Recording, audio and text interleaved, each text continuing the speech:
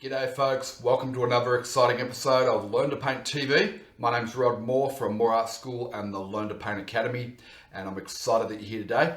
Today we're going to do a little tropical beach scene.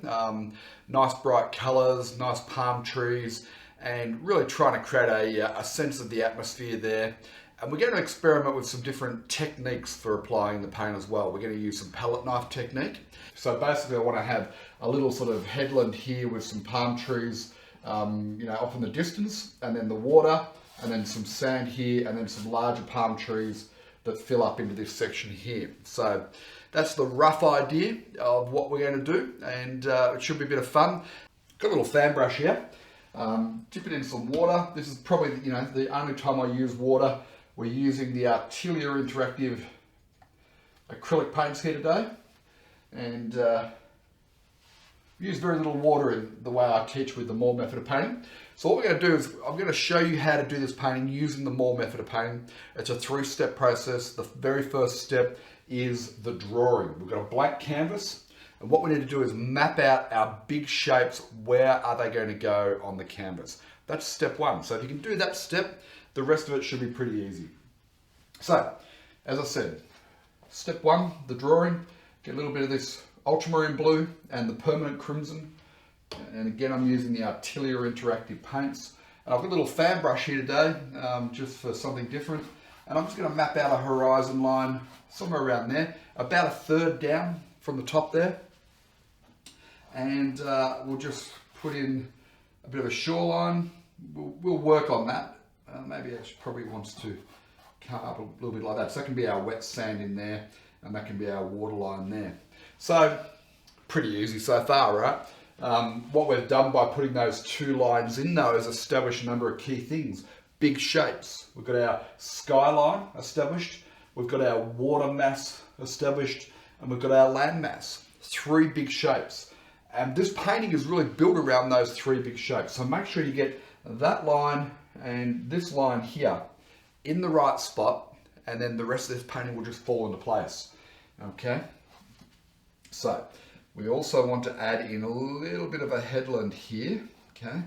It's sort of off in the distance, it's going to come down over the waterline there, okay?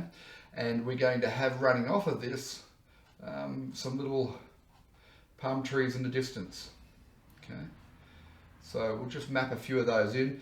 We'll probably paint over these when we put the sky in, but as long as we know that this is where we're going to have these guys, then that's the important thing, right? So I'm roughing those in. I'm not fussing too much, but you get the idea. Got a little headland, and we might put a little sandy beach there, on there, so you can walk around here to the other side. And we've got some little palm trees there, right? Beautiful. Who wouldn't want to go there? Okay, and then the other big shape, and again, I'll draw this in so you can see where we're going, but we might paint this out when we do our sky here. So the other big shape that we want is we want to have at least a couple of palm trees here, and these are going to be bigger, so they're going to have bigger fronds. And I'm going to use the palette knife to get these in, okay? I'm not that great at drawing palm trees, but I do love tropical beach scenes, so that's why we're doing this one. That looks roughly right, doesn't it? I think we could live with that. Step 2 is we're going to now get colour down on here, and we're going to block in. We're just going to roughly block in the right colour and the right value in the right location, right? And then in step 3 we refine that, and we add more layers, more details and finishing touches to it. And when you follow the Moore method of painting, it breaks it down to a really simple and easy process for you to follow. And that's why we've had such great success teaching more than 25,000 students around the world now, right? Because the Moore method of painting works so well. So that's step 1. Let's now do step 2.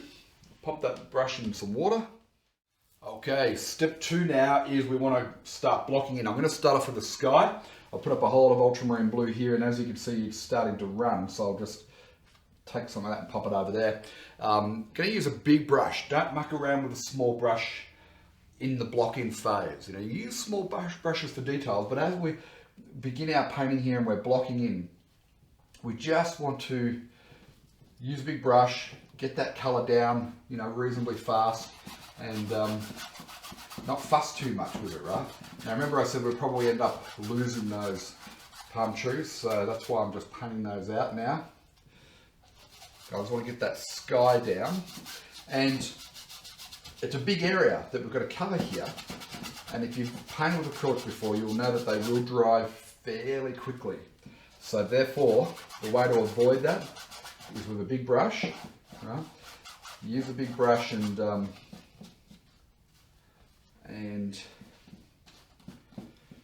next step is to get this little headland in here. So we've got plenty of blue there. I'll take that blue and we'll take that red.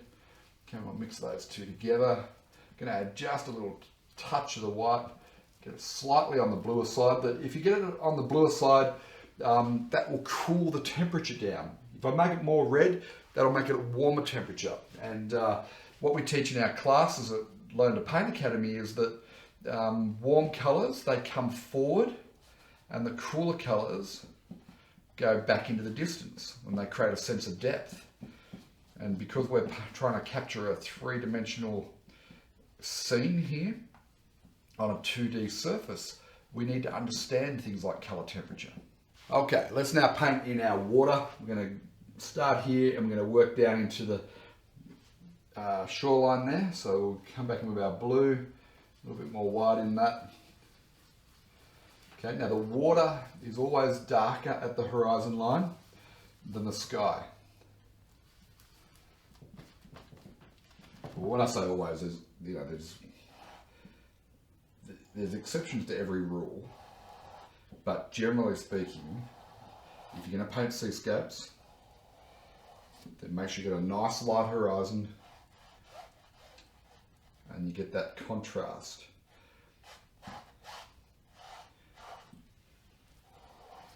Now, some art teachers will show you to use masking tape for your horizon line, but I think that's a mistake. Just practice and you'll get your horizon line correct. And now it's got a nice soft edge. Try not to make that a hard edge on the horizon line, because hard edges will draw the eye to them, whereas soft edges will sit in the background. Okay. Even though when you look at it in reality, it is a fairly hard edge, midday sun. However, what we're doing is trying to represent what you see in 3 dimensions. We're trying to represent that in 2 dimensions in a painting. So we have to use different techniques to make that possible. And one of them is understanding temperature, and the other is edges. Okay. Now I've just introduced a little bit of the cadmium yellow in there, and I don't want to have a hard edge between the blue and the greener part, so I'll just soften that out. But it definitely gets greener as it comes in here. So now I'll get my yellow ochre and my cadmium yellow. Okay, in there. Don't want to make it too bright, so I'll add a little bit of blue back in there. Okay. Now the tropical sort of water tends to be more of a phthalo type of green, but you don't need to go race out and buy a tube of phthalo necessarily. I think you get similar results just by doing what we're showing you here. Okay. Need to get a little bit lighter, a little bit yellower just there. As it gets closer to the shore, okay, that sand underneath the water starts to reflect the light, so it gets this sort of yellowy, sandy colour. Now, I am going to take a big chunk of the yellow ochre, a big chunk of the white, and all I'm going to do here now is just block in our sand. Okay, I won't worry about putting in the wet sand just yet, which will, be a little bit darker. For now, all I want to do is just get a sand colour in there. Okay, I'll vary it up. I won't overly mix the paint. I want to have some broken colour in there as well. A little bit of green still on my brush. That's okay. And big brush marks, big loose sort of brush marks is what we want.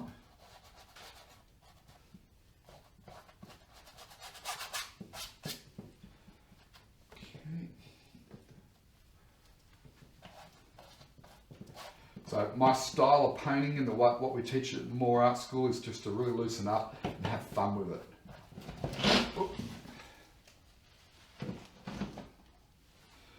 Some people take their art very, very seriously, which is fine, but you don't want to be, holding the brush up here and going, that's sort of a bit uptight, and it shows in the end result. I prefer to be a fair bit looser. Notice I hold the brush down the back here, and that just enables me to do big, broad brush marks. Okay, might just get a little touch darker down here because this is the closest point to where we're standing. So I'll just darken it up here and there.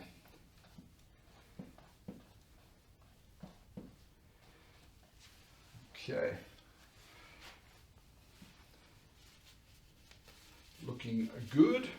Now in this corner here, I'm going to warm, remember I said before about the cooler, I've got that bluer, and in here I want to just go slightly warmer. So I'll add more of the red to it, okay?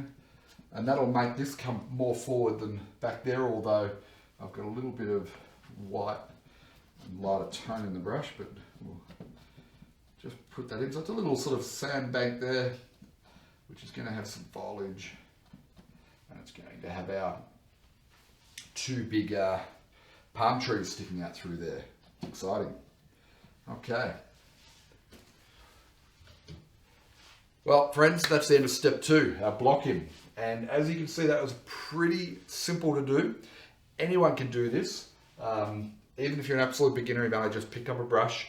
If you just follow the steps that I showed you. Step 1, we just drew in a few basic lines for our big shapes, okay, and we established that we had a sky, a water, a sand initially, 3 big shapes, which basically meant 2 lines, right? We had a horizon line and this line, and then we added in a little headland here. That's our 4th big shape, and then I've later on just introduced this little bit of area for foliage here. 5 big shapes, right? Simple, anyone can do this. And the key here, I've got the sky darker at the top, lighter at the horizon, with the water, tropical oceans, blue out on the horizon line, okay, darker than the bottom of the sky. And then as it comes forward, the water gets greener, because as the water gets shallower, the light reflects off the sand at the bottom and brings that yellow back through and mixes with the sky colour. Okay. All right, welcome back, folks. We're now going to go on and do step 3. This is not fully dry, the sand's still a bit wet, but everything else is okay, so we'll get stuck into it with step 3. What I want to do now is just get in a couple of little palm trees on the headland here, up into the sky. And so we'll start off by doing that as a dark, again, a little bit on the blue side there, okay? So just a little bit of our blue and our red there, and a tiny touch of white, but not too much, okay? Make it slightly on the blue side. And I'm using the fan brush. Okay, little fan brush here, and keep these small because we're going to have our main palm trees are going to be there. So just keep these sort of small little palm trees, these ones, okay? And we're just doing a bit of a silhouette of them here first. We might have another one there. And I'm doing the dark because we always like to paint the shadow side of it first, okay? And then we'll add in some highlighty tones to it in a moment. Okay. And don't fuss too much about getting these perfect. They're just like little indications that are off in the distance there. Okay. And what I want to do is just over the top of this headland here is just get in some foliage here and there. Okay. I'm just going to make little indications of foliage. Now this is a mid-tone, so we can put a highlight on this a bit later on. Okay.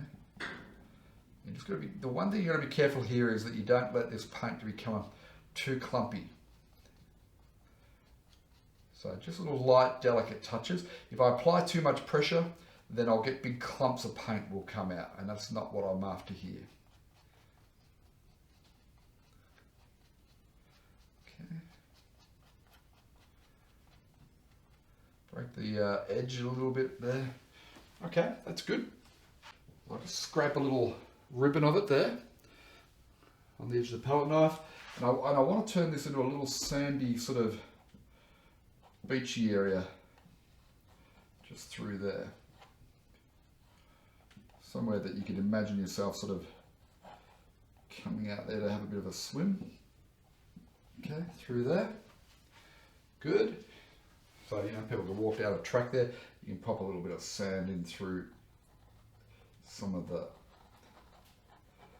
foliage in there, just to make it a little bit of a sand dune type of thing.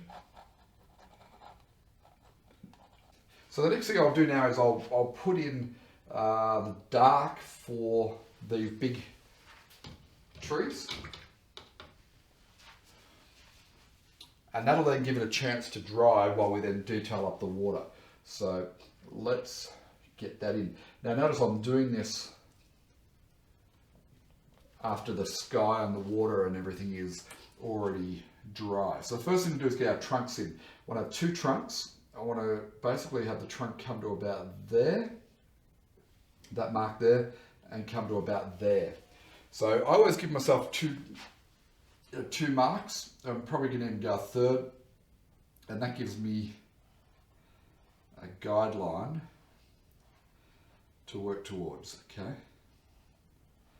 just nice light touch. This paint's a little bit clumpy, a little bit dry, so I just need to be careful. And there's my second one there. Maybe we'll make that second one just a little touch taller. Okay. Now don't try and make these perfect. Notice I've got the colours all broken up in there, just because of the way it's dragged on the canvas. That actually creates a nice effect. Now, I'll pull a tip of the brush back and forward through the paint, and these end points are going to be our starting point of the foliage. And I'll need my foliage to overlap that horizon line so that some of the dark foliage is coming down into the water here. Okay, so I'll start here and just drag it down like so.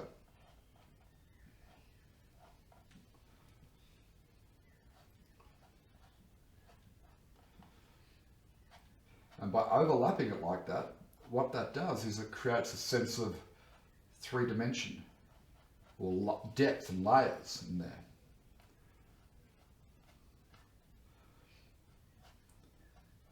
And just create that hanging down effect like so. Okay.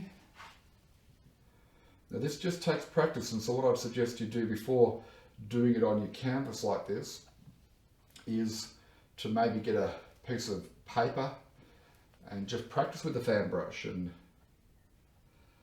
just do, 20 or 30 of these little palm trees. Because the practice is what will help you to get it right, and then you can then do it up on the canvas.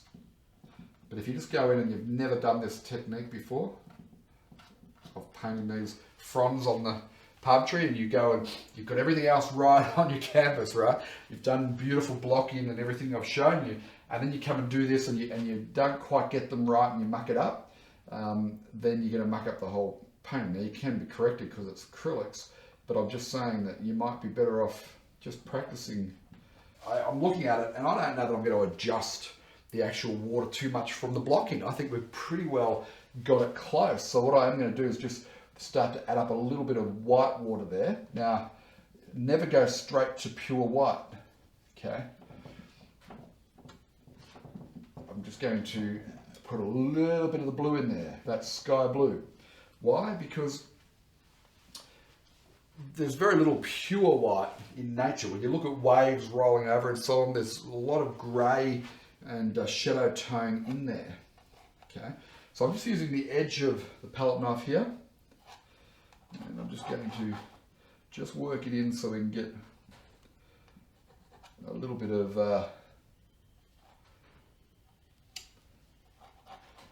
white water just coming up on the sand there.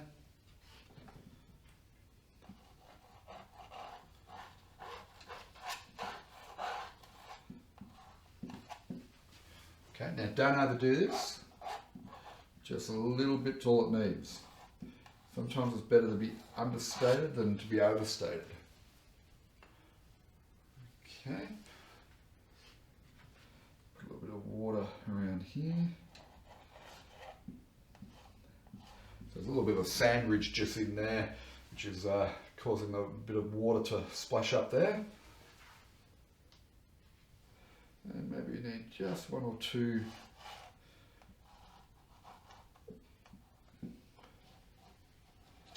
little breaking waves there. That's really all it needs, isn't it? So what I'm going to do now is get a little bit of mid-tone colour into our foliage here, and I'm going to try using the palette knife. We'll just see how we go. I might abandon that as an idea at some point, but I'll give it a go and see how we go. So I'll just take a bit of a roll of the paint there, and let's just pick out one or two. Again, don't lose all that dark that you've established.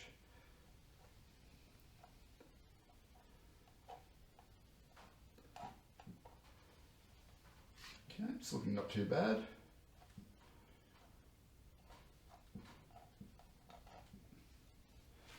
It's got to be a little bit punchier in tone than the water there, just to create that separation. So I need to add in some highlight there.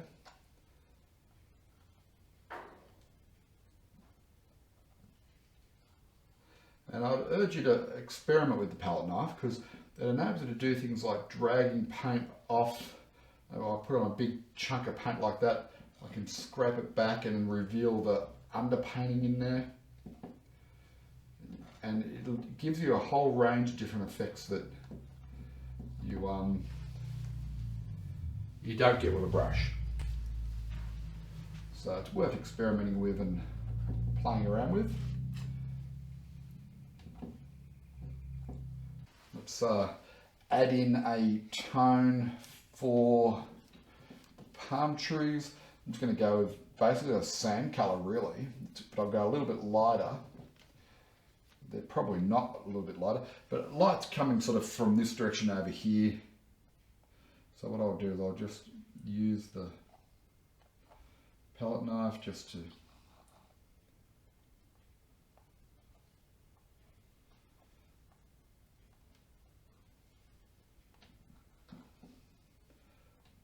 add in a little bit of highlight there. As I'm just doing little steps at a time, I'm not trying to get too much of it done in one hit.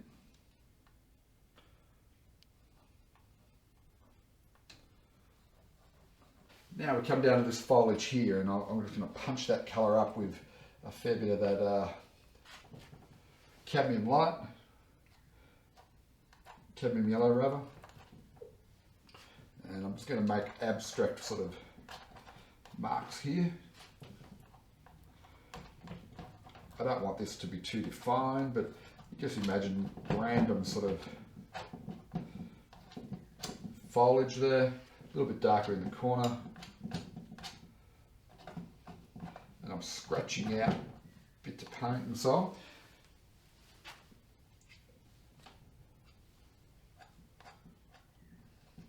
A pretty simple little painting of a tropical seascape. Nice little headland there, boat going by, sailing by. Got this water and feel of water coming through the channel here. Little sandy beach there, and these nice big vibrant palm trees here that really stand out. pretty simple painting to do. I think anybody can have a go at this. And you know, when I do these demonstrations on Learn to Paint TV, my goal is to create effective looking paintings that pretty much anyone can have a go at. And I think we've done that today with this tropical seascape. So have a go at it. You know, follow the 3 steps that we've shown you. The Moore method of painting works. You know, we've had 25,000 people around the world now who have been through the Moore method of painting. And as a result, I get emails every day or messages on Facebook and so on from people who've tried painting before, but maybe haven't had any luck, and have found our method and had a go, and it's actually produced results for them that they're happy with. So you should have a go as well. Now, make sure you check out every episode of Learn to Paint TV by going to the web address underneath me here. That's www.learntopaint.tv. And if you want a free course that goes into more detail about the Moore method of painting that we've just shown you, then go to Learn to Paint Academy. Again, the web address underneath me here, www.learntopaint.academy. And you can register for a free course there, and I'll go into everything in a lot more detail for you about the Moore method of painting. Hope you've enjoyed this episode. I know I certainly have, and I'll see you next time on Learn to Paint TV. Cheers for now.